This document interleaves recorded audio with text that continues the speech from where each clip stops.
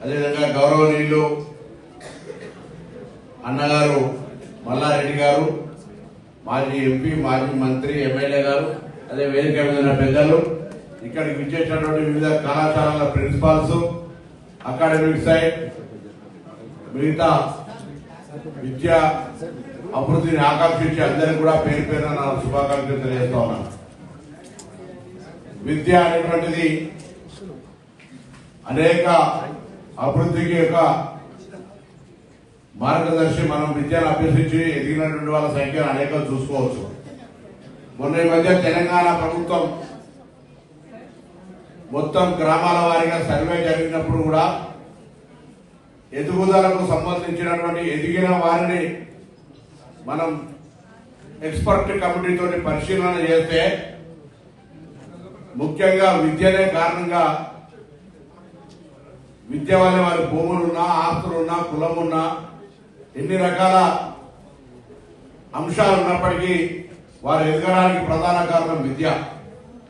అటువంటి విద్యకు సంబంధించి ఇవాళ నరసింహారెడ్డి గారు, చెక్కుల నరసింహారెడ్డి గారు, నేను వారి కుమారుడు వచ్చినప్పుడు వాస్తవంగా ఇవాళ ఇంత దూరం రావడానికి లేదు, కానీ ప్రత్యక్షించి మీ తండ్రి గారిని చూడాలి, కలవాలి, ఆ పెద్ద దగ్గర ఆశీర్వచనం తీసుకోవాలి. నాకు మొదలన్నీ కూడా చాలా గౌరవం.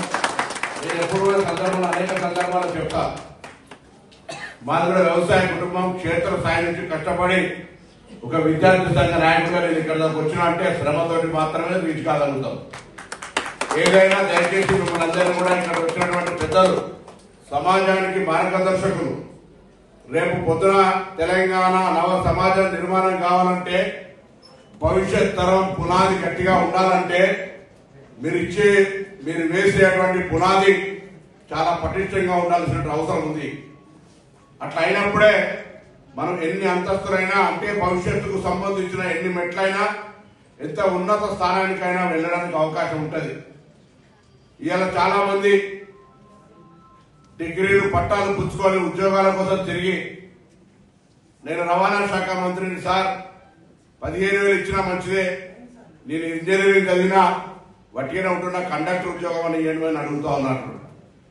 నేనేమడుగుతున్నా, ఇంత స్కిల్డ్ కోర్సు చదివిన తర్వాత క్యాంపస్ సెలక్షన్ల ద్వారా కానీ, లేదా మీ కొరకే కంపెనీలు వచ్చి వెతుక్కునే విధంగా, అటువంటిప్పుడు వేరే ప్రొఫెషనల్ కోర్స్ కాకుండా నార్మల్ డిగ్రీ కొరకో లేదా ఇంకొకటి చదువుకునేటువంటి పరిస్థితులలో మనం మార్గదర్శకత్వం చేయాలి.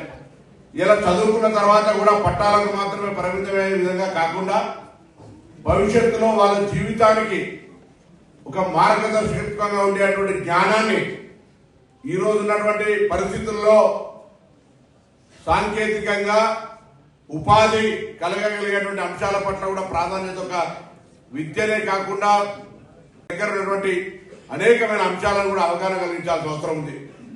నేను త్రిశూల్ గారు వచ్చినప్పుడు ఇట్లా కళాశాలకు సంబంధించి నరసింహారెడ్డి గారు ఏ విధంగా కష్టపడ్డారు, మల్లారెడ్డి లాంటి అసుర విసుర తెలివంతుడు ఏ విధంగా పోటీపడి నెగ్గియాల ఈ కళాశాల నడుపుతా ఉన్నాడు చెప్పినప్పుడు సంతోషపడి తప్పకుండా వారిని అభినందించాలి, వారికి శుభాకాంక్షలు చెప్పాలని వచ్చిన నేను ఈ కార్యక్రమంలో మీ అందరికీ కూడా హృదయపూర్వకంగా అభినందన తెలియజేస్తా ఉన్నా.